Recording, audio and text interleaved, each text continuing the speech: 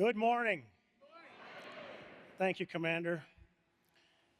Thank you all for your service to our fellow veterans and for all you do to bring our mission to life in your communities.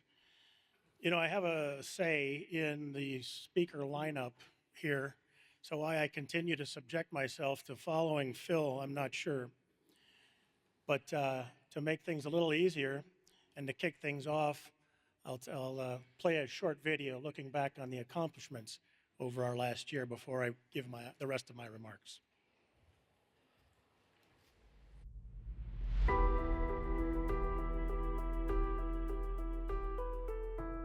We had a common experience which bound us together, and we ought to continue through an organization of our own. An organization of us, by us, and for us. Those powerful words are from our founder, Judge Robert S. Marks. More than a century later, they continue to be the heartbeat that drives DAV. Every day when I pass by these words, I'm reminded of the courage and sacrifice of our nation's veterans. I think about their victories, both big and small, and I celebrate the contributions from each and every one of you in those victories. Bound by common service and a continued sense of duty, you ensure no veteran or their family has to go it alone. And as our National Commander Daniel Contreras said when he was elected last August, together, we are DAV.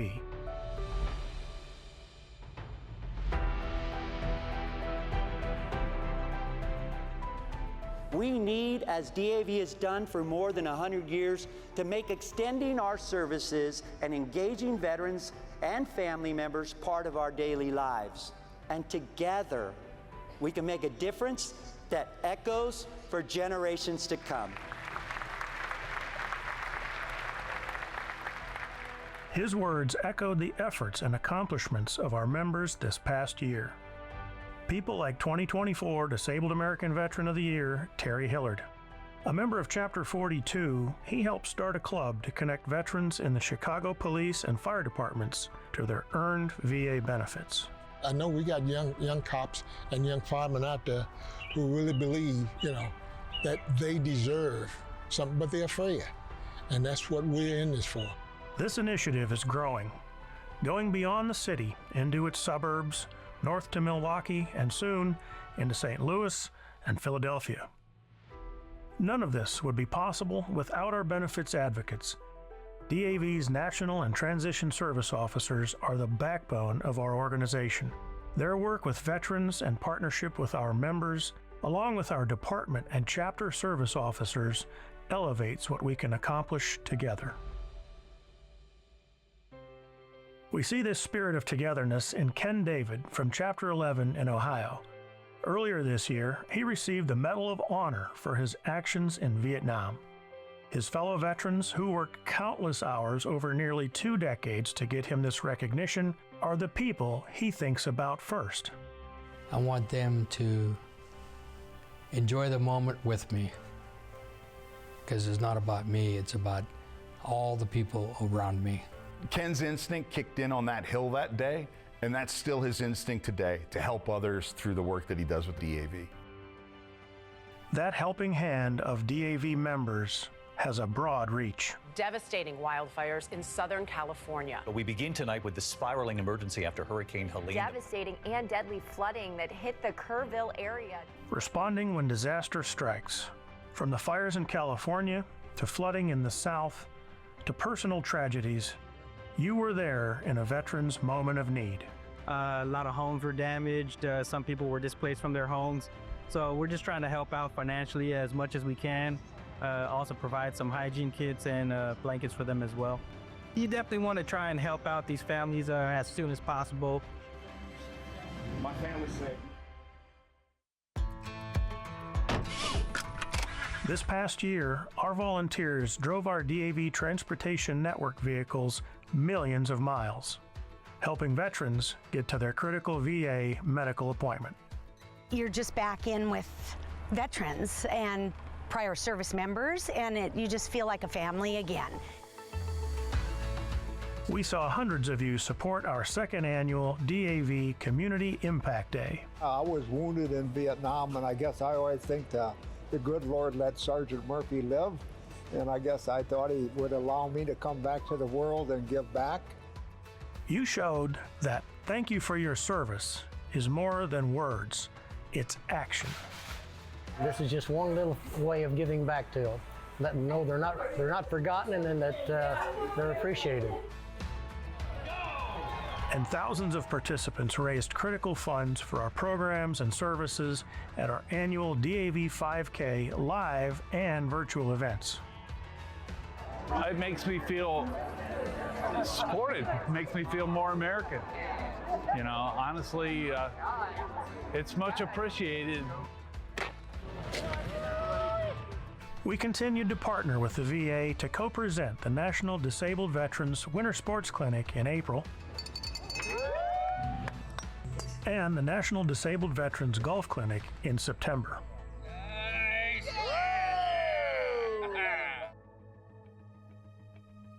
We grew DAV caregiver support, connecting more caregivers to resources and programs local to them.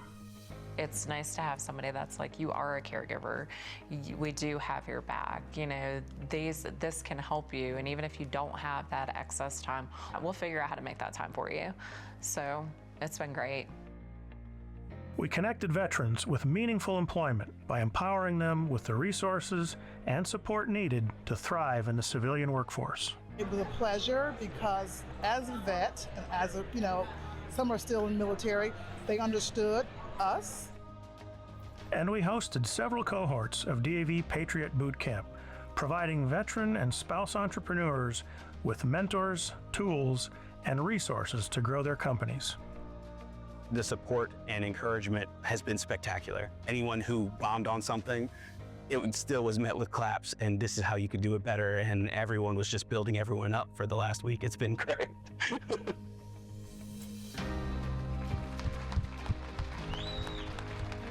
We were able to support organizations like the Boulder Crest Foundation.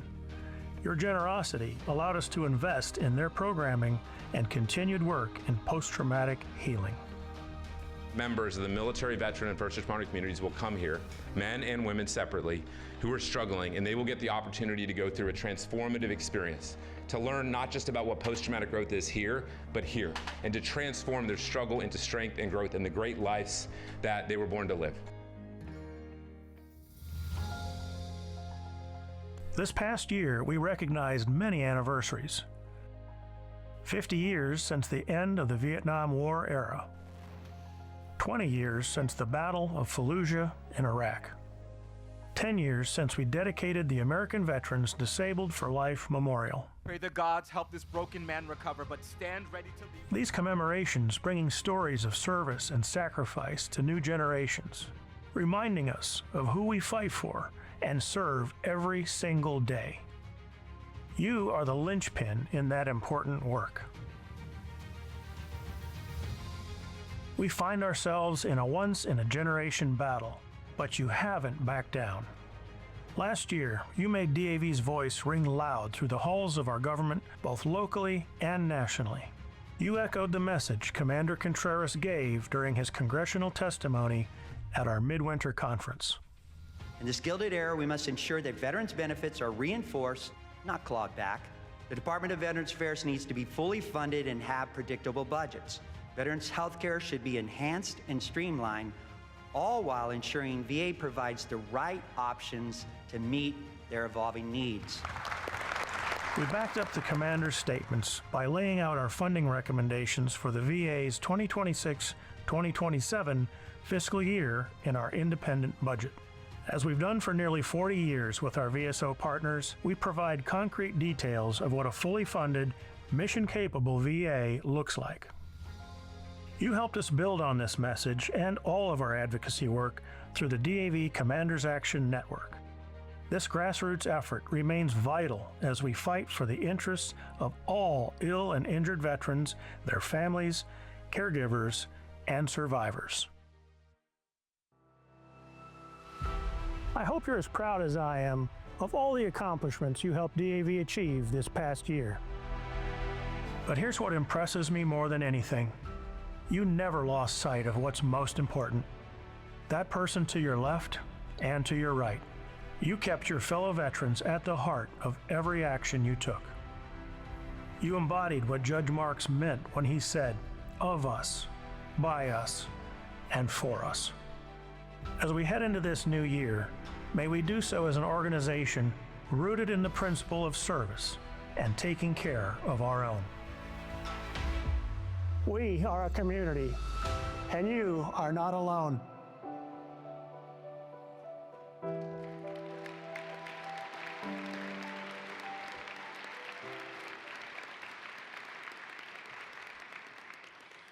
I hope that look back brings all of you great satisfaction for your role in our cause that transforms the lives of so many veterans, their families, their caregivers, and their survivors. Today, I want to get back to some basics and discuss the promise our nation has made to those who have defended her.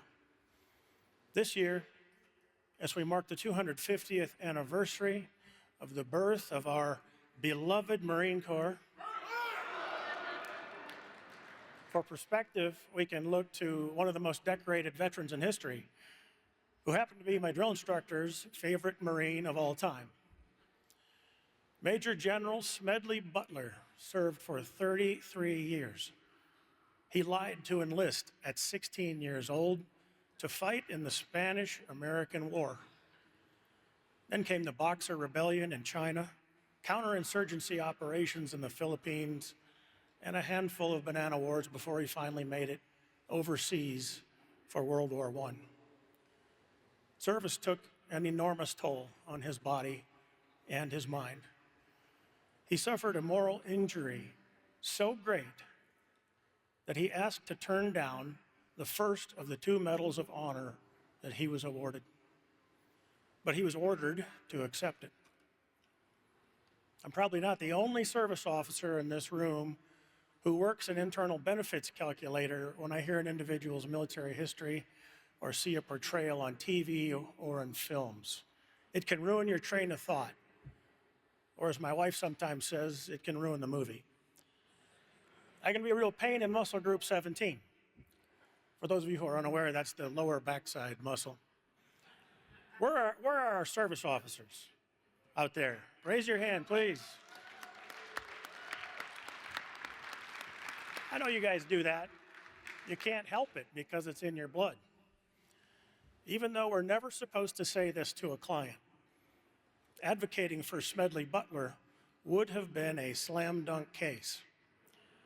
I can imagine myself going through his records with him. Are you the same Smedley from the running cadence? I knew it. It says here your nickname was Old Gimlet Eye. Can I call you? Never mind. No problem, sir. I'll just stick with General. Let's see. Bullet to the leg. By the way, I'm looking at an old school claims file here, not a computer. Bullet to the leg, dysentery, bullet to the thigh, another gunshot wound, this one to the chest, malaria, 9 months down with a severe bout of influenza. Sir, are you getting any help for any of this? Come on, I'm not the only one that does it, right, service officers? It does not leave your conscience. I'll share my combined ratings on John Rambo and Forrest Gump some other time. Smedley Butler was one of the most famous veterans of his day. He was featured in comic books and sought out as a speaker. He was one of us, and then some. During the march of the Bonus Army, he joined his fellow veterans and spoke out in their support. Other generals who would become household names in World War II were responsible for forcibly evicting our demonstrators. When it came to his military career, he famously said, "War is a racket. It always has been. It is possibly the oldest, easily the most profitable, surely the most vicious racket." It's the only one international in scope, and it's the only one which profits are reckoned in dollars and the losses in lives. A racket is best described, I believe, he said, as something that is not what it seems to the majority of the people. Only a small inside group knows what it's all about. It's conducted for the benefit of the very few, at the expense of the very many. Out of war, a few people make huge fortunes, he said. He went on to very candidly talk about how his service in Mexico advanced American oil interests, how operations in Haiti and Cuba helped National City Bank, and how other battles that he fought to benefit financial interests that seemed beyond the scope of national defense to him. He concluded, looking back on it, I might have given Al Capone a few hints. The best he could do in his racket was to operate in 3 districts. I operated on 3 continents. It's very sobering to hear a veteran describe his service with such bitter candor. But Smedley Butler earned the right to his cynicism. We may not agree that war is a racket, or not always a racket, but the cost of war has always been borne by a relative few, by all of you. In the last half century, our defense has been provided by an all-volunteer military. Civilians are asked to sacrifice less and less, and as we look ahead to the 25th anniversary of 9/11, for most Americans, not all, the greatest change in daily life has been TSA screenings. In fact, after the Trade Center was hit, Americans were encouraged to go to Disney World and to enjoy themselves, to show the terrorists they could not disrupt American life. For most people in this room, the wake of wartime service is something that is relived on varying levels every single day. To the majority who elect the few, who determine when and where we are called to fight, that decision and its consequences are more remote than at any time in world history. That is not a knock on everyday Americans who have shown tremendous support and dedication even when they don't have direct ties to the military. But the fact is that we as a nation have asked a great deal out of our veterans. We've sent them into combat, and we've demanded they be capable of inflicting incredible lethality in unimaginable situations.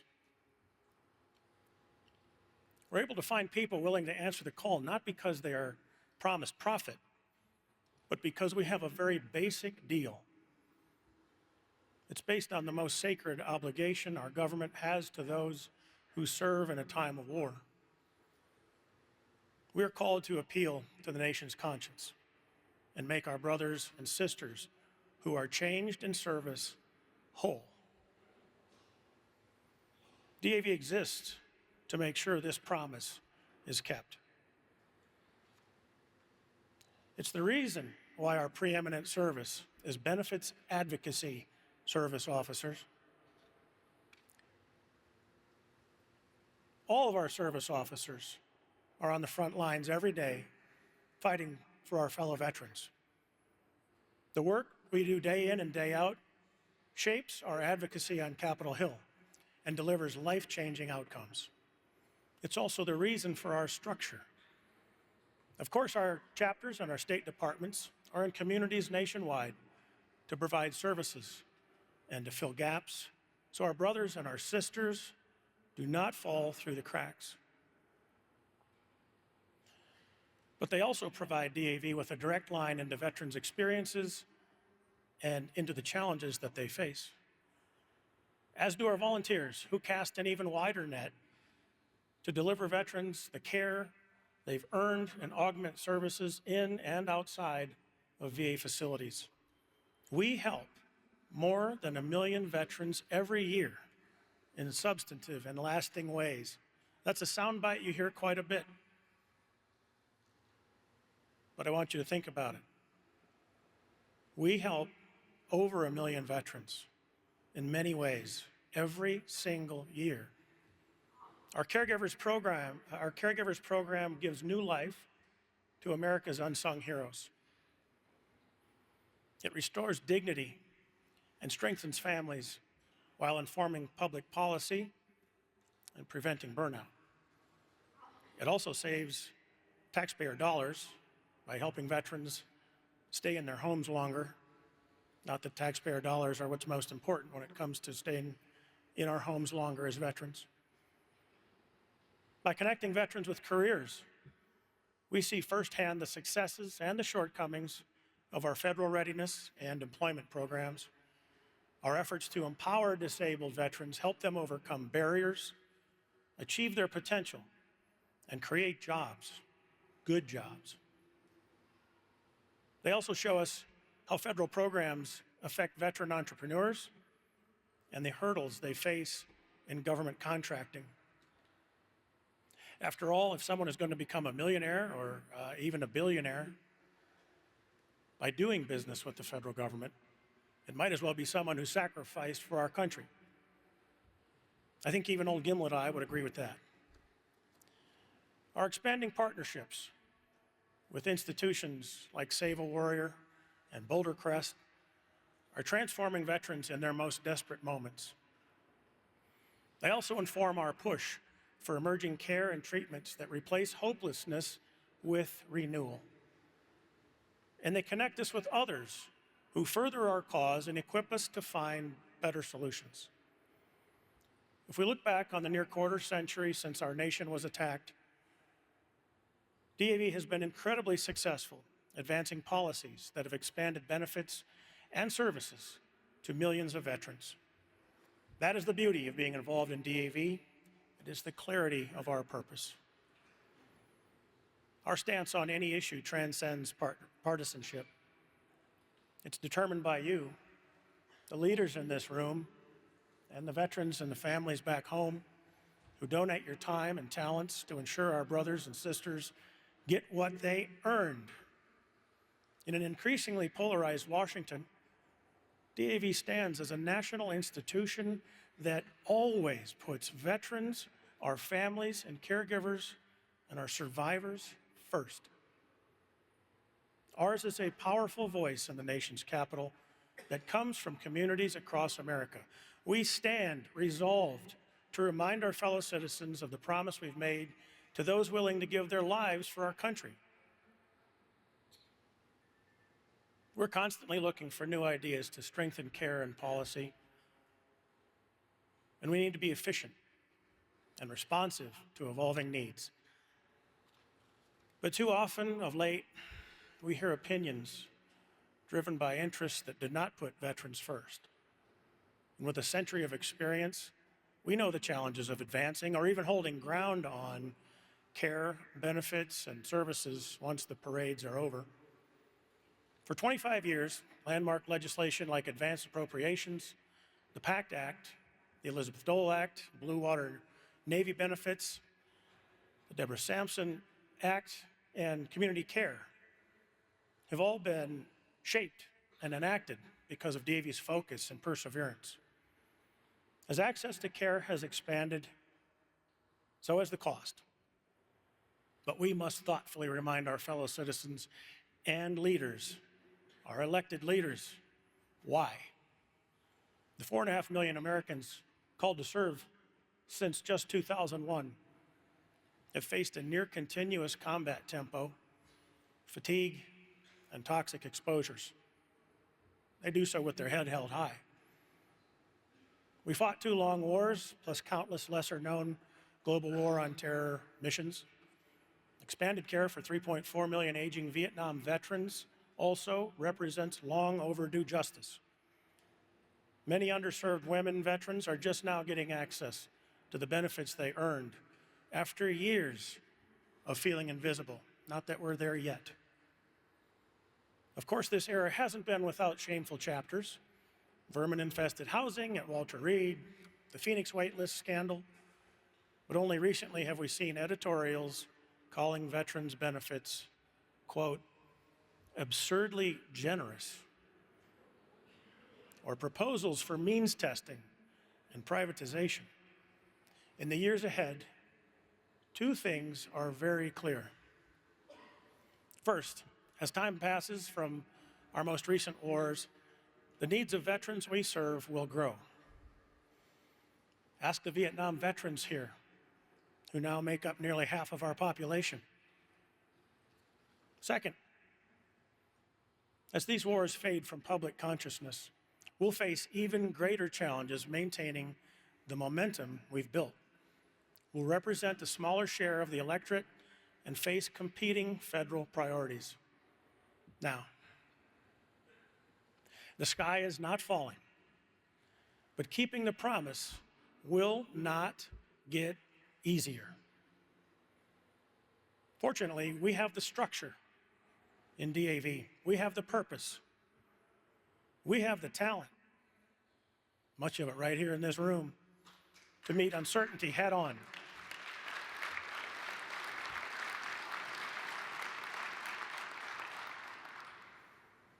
As veterans hear about reductions in force and recognize patterns of history repeating themselves, many are hearing the call to continue their service through DAV. As we grow our membership, we'll be joined by more who recognize that DAV's mission is focused on achieving justice for our most deserving Americans.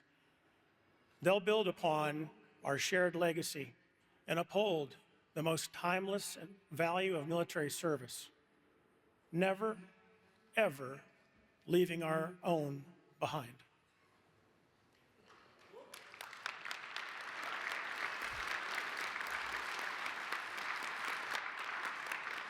And they'll know whether or not they've heard of Smedley Butler, whether or not they believe war is a racket, that keeping our promise to all those who served is and always will be a sacred calling, and our fight will continue. Thank you for your contributions to our cause, the hope that you instill, and for making DAV part of your life's mission. Commander, this concludes my report.